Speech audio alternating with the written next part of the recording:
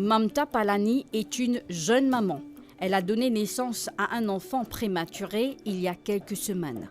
L'enfant a été admis à l'ICU, à l'hôpital de Rosebel, et a été transféré à la nursery récemment.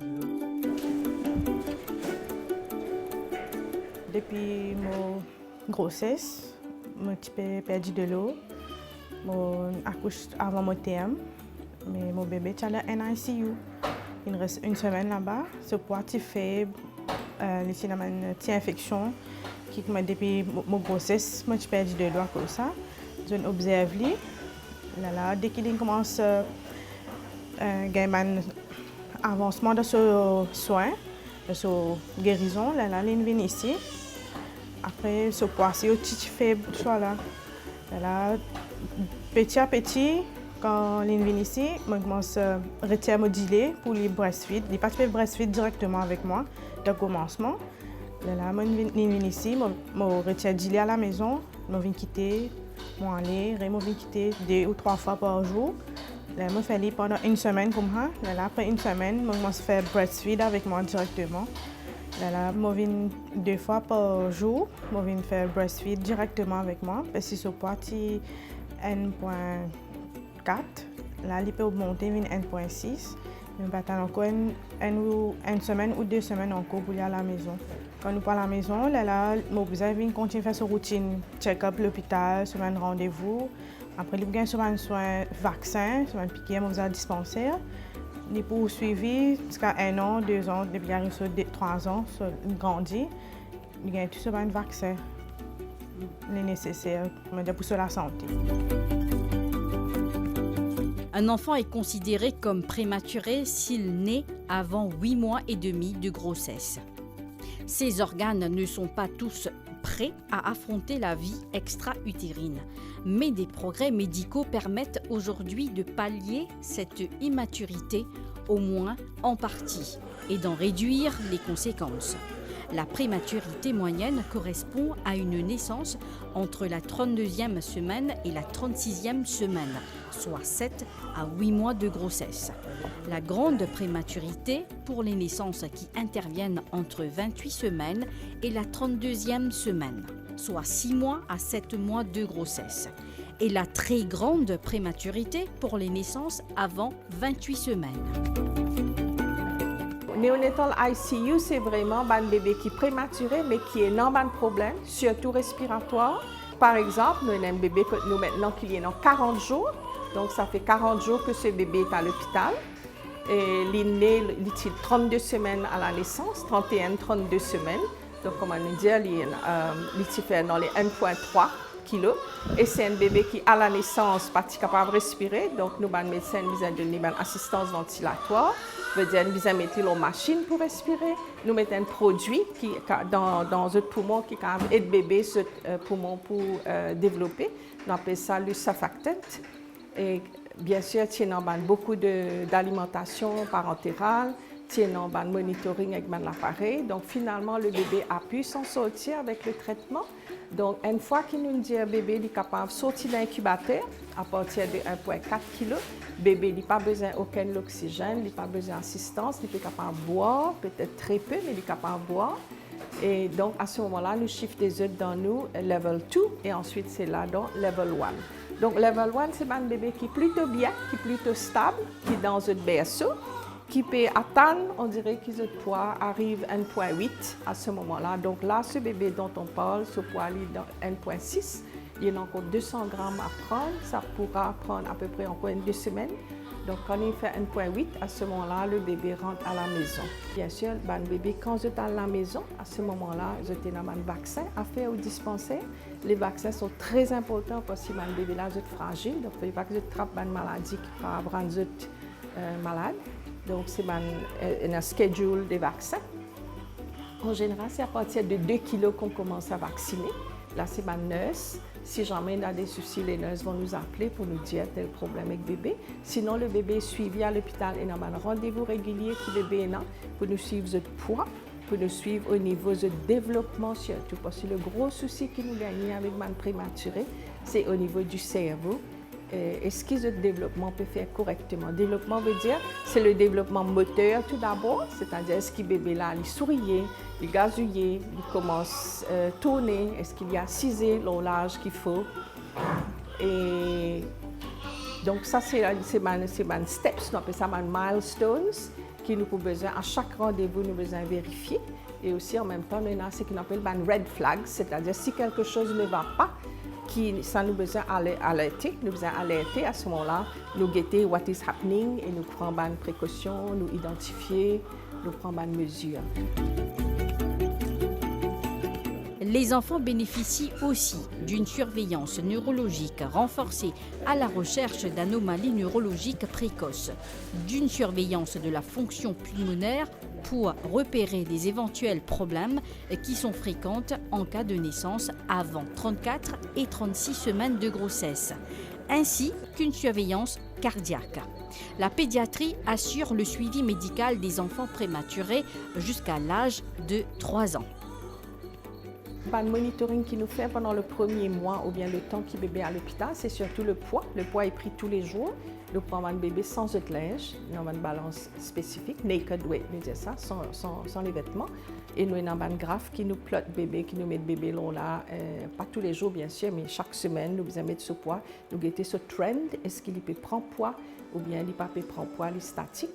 Au niveau de la tête aussi, nous mesurer. Chaque semaine, nous prenons un centimètre, nous mesurons le taux de tête, c'est-à-dire on appelle ça head circumference, pour nous guetter combien il peut grandir. Usually, c'est à peu près 1 cm à 1,5 par mois. Il a besoin de grandir. Sinon, parfois, nous trouvons la tête là. Soit il ne peut pas grandir, soit il peut grandir trop vite. Là, ça aussi, dans les deux sens, ce n'est pas bon. Le cerveau, quand il est développé, lui-même, comme on dit, nos computers, lui-même donne l'ordre quand pour besoin. Au niveau du sourire, au niveau émotionnel, au niveau moteur, c'est-à-dire quand le bébé là, il a besoin de tourner, quand il a besoin d'assiser, quand il a besoin de marcher. Donc, tout ça, c'est une étape du développement qu'il faut surveiller. Donc, quand le bébé est à la maison, là aussi, c'est un suivi. Initialement, peut-être nous regardons chaque 2 semaines ou bien chaque mois. Comme on a dit, ça dépend du bébé, qui nous peut attendre. Chaque bébé, c'est un bébé spécifique. Nous généraliser un peu, mais chaque bébé, c'est un bébé. Comment dire, c'est lui ou bien c'est elle qui nous a so de complications, nous a so trend et nous avons besoin de suivre. Comment dire, initialement c'est chaque 2 semaines peut-être et puis chaque mois. Si le bébé va bien, il peut faire ce vaccin correctement, la nurse au dispensaire, il n'y a aucun souci avec le poids. Donc là, nous pouvons être là chaque 3 mois. Il faut savoir aussi qu'il y a une affaire qui s'appelle Well Baby Clinic. Donc, même si le bébé est prématuré, il est suivi à 2 endroits. Donc, il peut suivre par le pédiatre dans l'hôpital ou bien ce dispensaire quand le pédiatre était. Il peut aussi être suivi par le community physician au niveau du dispensaire, lors 6 mois, lors 1 an, lors 18 mois. Mais pour les prématurés, nous prenons un petit peu plus de précautions parce que nous avons ça étape du développement que nous avons monitorer. Nous dit au niveau des yeux, nous pouvons avoir un ophtalmologiste, peut-être avant d'y aller, il faut un bilan. Pareil au niveau de l'audition. Ce n'est pas nous pas checker aux oreilles, ce n'est pas un alacier ou pas, c'est vraiment au niveau auditif. C'est-à-dire, est-ce que les enfants là, ce son peut traverser, est-ce qu'ils peuvent tendre, est-ce qu'il y a différents levels, que problème là a été. Donc ça, c'est un département qui s'appelle audiologie qui peut faire ce bilan et puis il peut donner ce rendez-vous à intervalle d'après ce qu'il trouvé besoin des enfants. Au niveau médical, avec le pédiatre, c'est-à-dire nous avons un médecin généraliste qui assiste nous au niveau outpatient. Donc, c'est des enfants qui viennent. Bien sûr, nous mesurons le poids pareil, check l'îlot sur code vaccin, si pas sur growth peut faire bien. Donc, on écoute les parents, ce qu'ils ont là pour dire à nous, sans l'intervalle, nous avons le bébé là et puis on le revoit ici. Qu'est-ce qui s'est passé pendant ce temps? Est-ce qu'il peut boire ce du lait bien? Quel volume du lait il peut boire? Quel lait, etc. Est-ce que maman peut capable d'allaiter? Par exemple, me dire maman, ok, nous un petit peu, pas tracassé, mais un petit peu inquiet, il faudra qu'on vous revoie plus tôt. Parce que ce bébé-là, il ne peut pas faire sur une étape du développement. Il est un petit peu en retard, par exemple, soit assisé. Et maman peut dire, ok, docteur, on fait que il est prématuré. S'il est né à terme, normal, il peut assiser le 9 mois, mais celle-là, il est né avant. Est-ce qu'il est supposé assiser la même quantité? Oui, she's right, c'est une question pertinente. Mais seulement ça, c'est le développement. Peut-être qu'il peut attendre 4 semaines, 5 semaines, mais pas 6, 7, 8 semaines. Donc nous, quand nous avons cette étape-là, c'est pour le bébé à terme, définitivement. Ben, prématuré, nous add au minus, nous avons paramètres.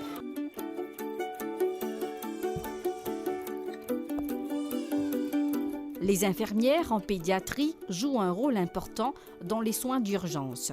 Ils effectuent les évaluations de santé détaillées, des examens physiques des enfants, prélèvent des échantillons de sang et d'urine et évaluent les signes vitaux. Les infirmières pédiatriques travaillent aux côtés des médecins pour interpréter des tests médicaux pour le diagnostic et les plans de traitement nécessaires pour prendre soin des bébés prématurés. Ici, nous observons un bébé, surtout un bébé prématuré qui sortit en ICU, qui vient là, et nous attendons de poids pour prendre, mais entre-temps, c'est nous qui occupons le bébé, la nuit, le jour. Nous pouvons prendre un monitoring pour le bébé, sa température, nous observons ce pétard, ce pipi bien, ce boire bien.